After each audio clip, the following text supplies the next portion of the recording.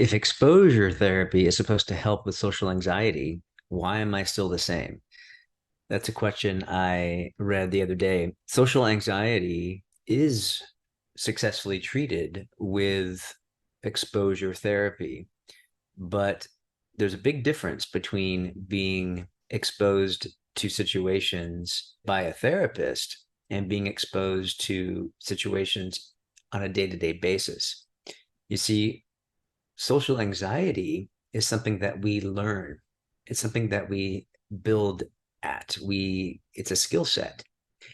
And at some point, there was a social interaction that didn't go well. And our subconscious recorded that as something to avoid.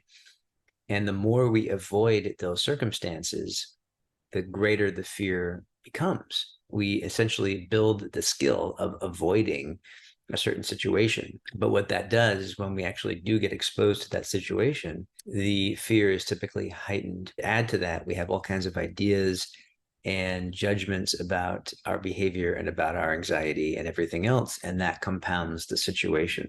For me, as a hypnotherapist, one of the things I look at is rather than putting a person in the situation that looks to be causing the anxiety, I prefer to step back and take a look at what is going on internally, what is going on in our minds, what are the pictures we're making in our minds, what are the things we are saying to ourselves. Now, it's not about really going in and digging into these things, but it's just about pausing and getting curious. It's about really taking a look at what are the internal skills that we've innocently built that were put there with love, essentially to protect us. The reason exposure therapy actually does work is because once our nervous system realizes, once our unconscious mind realizes that it's not a life or death situation and that in fact it is safe, the nervous system begins to calm down. And that link between the social situation and the heightened